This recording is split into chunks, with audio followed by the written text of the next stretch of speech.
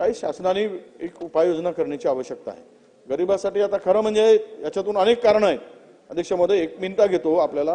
ह्या तांदळामुळे तांदूळ हा मार्केटमध्ये विकलाच जातो, पण आता शेतकऱ्यांच्या नवीन व्यथा सुरू झाल्या की त्यांना मजूर सुद्धा मिळत नाहीत, अशा प्रकारची सुद्धा आता बोंबाबोंब सुरू झाली आहे।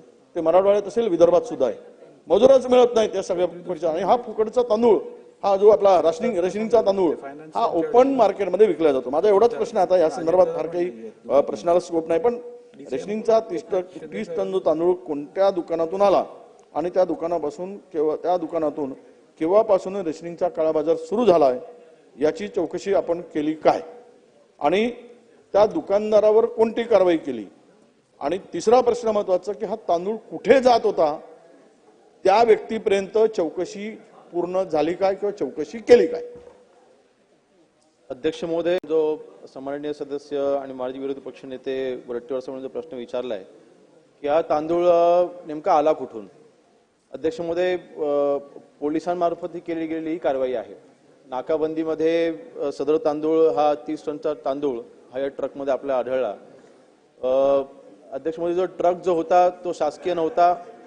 प्रथमदर्शनी जे आढळलेलं आहे, आपल्याला माहिती आहे की ज्यावेळेला तांदूळ शासकीय गाड्यामध्ये ज्यावेळेला त्याचा जो प्रवास होतो त्याची विशिष्ट पद्धतीची पॅकेजिंग असते, तशी देखील शासकीय कुठलीही पॅकेजिंग नव्हती आणि प्रायव्हेट हा तांदूळ होता, हे प्रथमदर्शनी आपल्याला लक्षात आलेलं आहे।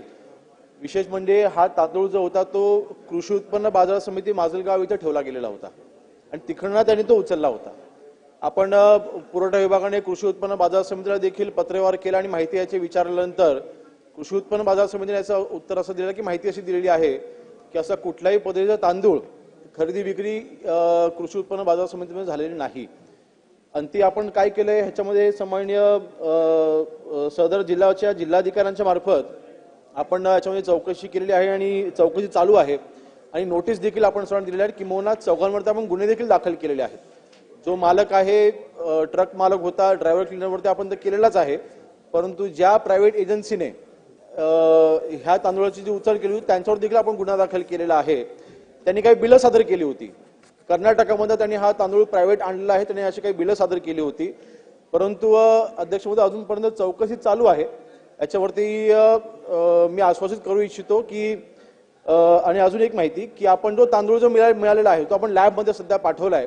तो शासकीय तांदूळ आहे की प्रायव्हेट आहे हे सध्या आता चौकशीमध्ये प्रथमदर्शनी आपल्याला आढळलं जरी असलं तरी सुद्धा जोपर्यंत लॅबचा अहवाल येत नाही तोपर्यंत आपण त्याच्यावरती शिक्कामोर्तब करू शकत नाही की हा शासकीय आहे की नाही आहे।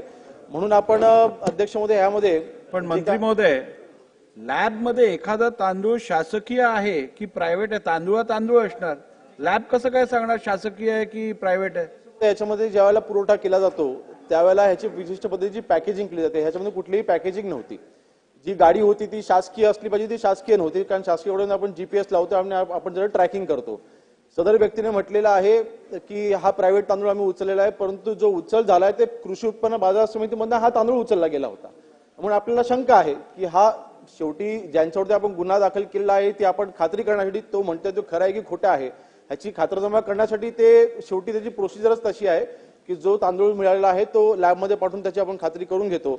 परंतु अध्यक्ष महोदय, ह्या प्रकरणाचं एकंदरीत संबंध एक विस्तार बघता आपण ह्याच्यामध्ये पुरवठा उपायुक्तांच्या अंडर आपण एक समिती गठीत करतोय आणि पुढच्या 3 महिन्याच्या आतमध्ये अहवाल घेऊन याच्यावरती दोषी आढळ त्यांच्यावरती कारवाई केली जाईल।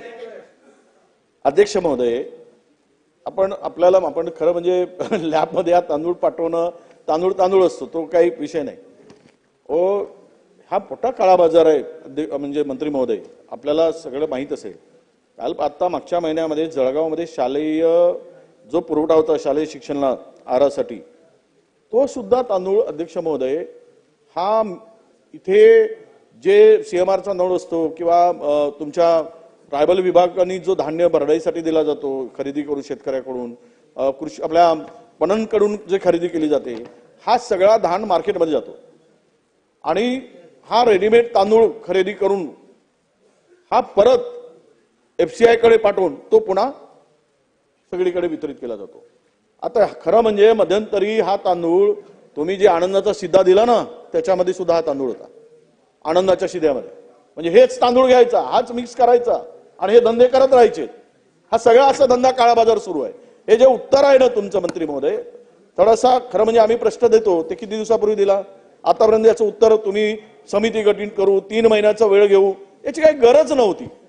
तुम्ही हा तांदूळ आला कुठून, त्याचं कधी त्या अटक केलेल्यांचा कधी PCR झाला काय, त्याला PCR घेतला काय, त्याच्याकडून काही माहिती अधिकची माहिती करून घेतली काय ट्रक चालकाकडून, तो पोपटासारखा बोलला असता. त्याला 2 दिवसामध्ये त्याचं ते सगळी रॅकेट पूर्ण जाऊन बेल करून घेते. याच्या संदर्भातली माहिती आपण मला दिलं पाहिजेत, या सभागृहाला दिली पाहिजेत. प्रश्न एवढाच आहे आता की रेशनिंगचा काळा बाजार होतो की नाही, तो तुम्ही म्हणलात हे अंशतः खरं आहे तुमच्या ह्याच्यात उत्तरामध्ये. पहिले खरं नाही म्हटलात, मग दुरुस्तीमध्ये अंशतः खरं आहे म्हटलं. म्हणजे रेशनिंगचा काळा बाजार होतो. मग शासन म्हणून आपण या गरिबाचा तांदूळ जो पुरवठा केला जातो हा काळा बाजार होऊ नये यासाठी या काळा बाजार करणाऱ्यावर काय कारवाई करणार आहात, पहिला प्रश्न. दुसरा प्रश्न, हे जे या मिलर्स आहेत, आता जे मोठा रॅकेट झालाय, काल परवा काही सभागृहात गोष्ट आली, एक लक्षवेधी पण आहे त्या संदर्भातली सभागृहामध्ये, येईल ते अध्यक्ष महोदय ज्या दिवशी लावतील. अध्यक्ष महोदय, खरं तर त्या लक्षवेधीमध्ये असे अनेक उत्तरं मिळतील आपल्याला.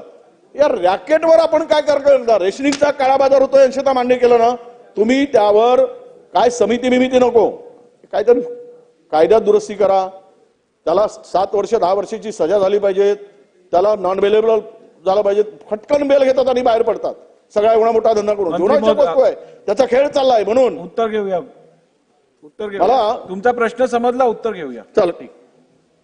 अन्नालाही पाठीशी घालण्याचं कुठेच प्रश्न उद्भवत नाही.